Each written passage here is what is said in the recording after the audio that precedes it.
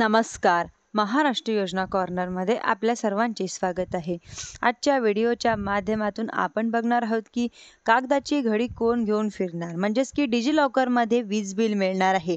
वीज बिल हा महत्त्वाचा ॲड्रेस प्रूफ राहणार आहे, म्हणजेच की रेशन कार्ड, बँक खाती, गॅस कनेक्शनपासून ते शाळा कॉलेजचे दाखले, विविध योजना सर्वत्र पत्त्यांचा पुरावा मागवला जातो. यासाठी अनेकदा वीज बिलाची प्रत द्यावी लागते.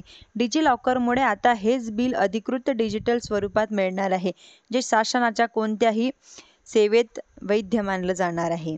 आणि कुठे जा तुम्हाला वीज बिल मागणार, म्हणजेच की पत्त्याचा पुरावा द्यायचा असेल किंवा बँकेत काम असेल किंवा शासकीय योजना असतील, हे वीज बिल लागणारच आहे.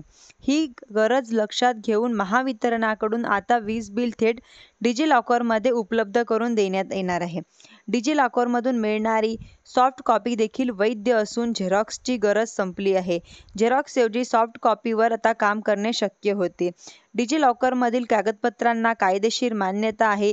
नागरिकांना आपले पॅन कार्ड, वाहन नोंदणी कागदपत्रे, रेशन कार्ड, 10वी 12वी मार्कशीट, निवासाचा दाखला असे अनेक दस्तावेज ॲपमध्ये सुरक्षित ठेवता येतात आणि गरजेनुसार त्यांचा वापरसुद्धा करता येतो.